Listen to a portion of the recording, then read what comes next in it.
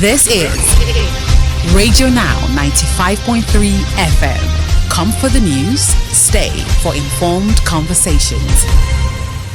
Nigeria has joined other African countries to demand a permanent seat on the United Nations Security Council. The Minister of Defense, Mohammed Badaru, defended this call by pointing to Nigeria's deployment of over 200,000 troops in 41 peacekeeping missions starting in 1960. The Defense Minister also stressed the importance of building professional African armies to combat terrorism and called for the operationalization of the African Standby Force. Joining us this morning is Professor David Awurawo, Professor of International Relations and Strategic Studies at the University of Lagos. Professor, good morning and thank you for joining us on the conversation.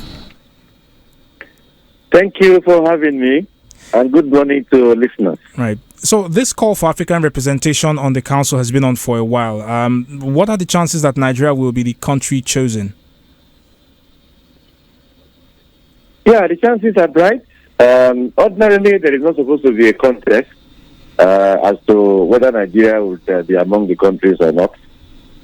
But in recent times, Nigeria's influence in global politics has waned tremendously.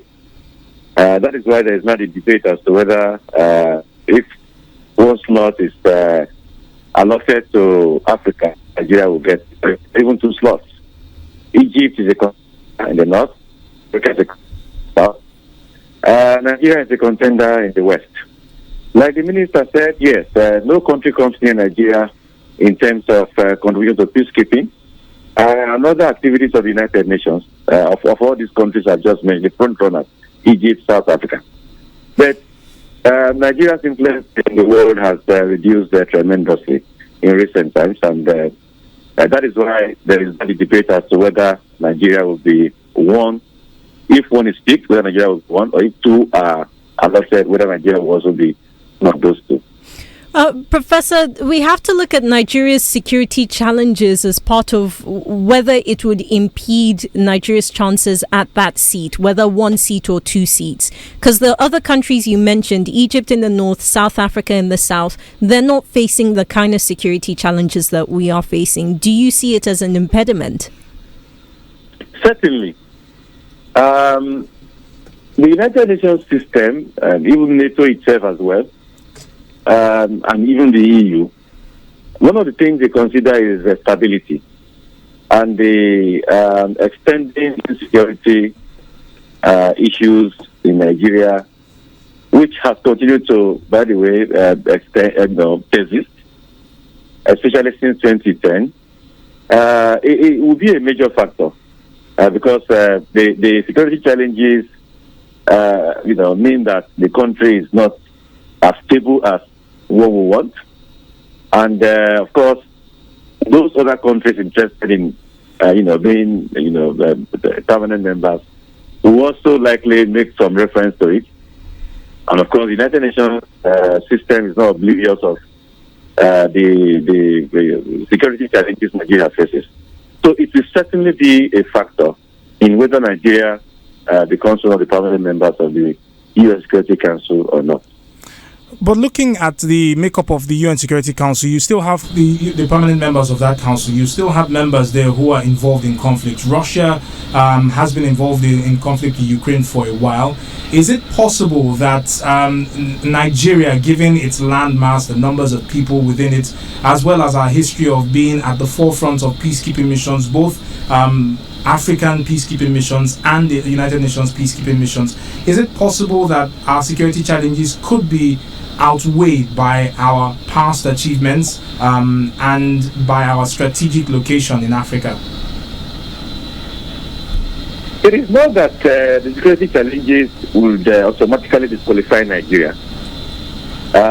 They will only make it more difficult than it would otherwise have been if we didn't have those security challenges.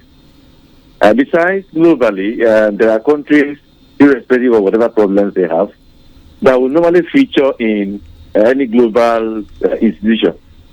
In the global system, we have medium powers, great powers, and superpowers.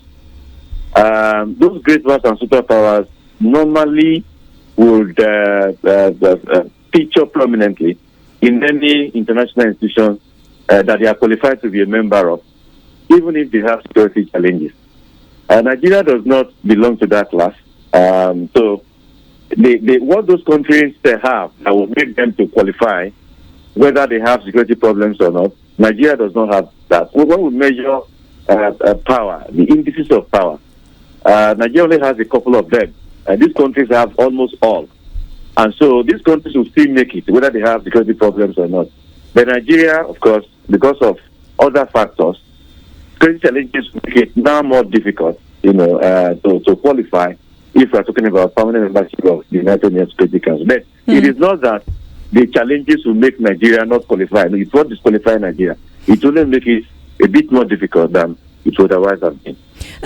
Qualification in many ways goes back to the point you noted in the beginning, which is Nigeria's waning relevance internationally. The current permanent members, as we understand it, first off, of course, they were allies during World War II, but also there was the importance that they had globally. If Nigeria is not the front runner, if there's a different African country that's the front runner or two other African countries, do you expect Nigeria to throw its weight behind that country just for the sake of African representation on the council? No, not at all. Not at all. In fact, it would be a shame. It would be a shame to Africa and even the world if Nigeria, if the Security Council is expanded and the slot is given to Africa, Nigeria does not get it. Nigeria will fight and fight to ensure that it gets it. If Nigeria does not get it, well, for the sake of African solidarity, of course, Nigeria will support that country. But until that announcement is made, Nigeria will never throw its weight behind any country. Because when we look at, we are talking about peacekeeping. We also look at, the history, how Nigeria has gone on over the years. When Nigeria got independence, it regarded its independence as incomplete until every African country became independent. And it was not just rhetoric. It pursued it to logical conclusions. Zimbabwe, Angola, just name it, and of course, South Africa. Of course, peacekeeping, we have also talked about that. So, despite the security challenges, Nigeria should just be easily the country selected.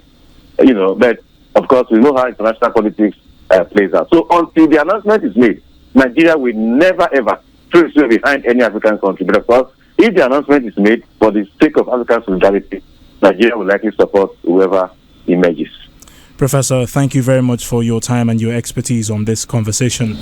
Professor David Awura was a professor of international relations and strategic studies at the University of Lagos, and he joined us this morning to speak on the call by Nigeria and other African nations for a reorganization of the UN Security Council and a seat on the table.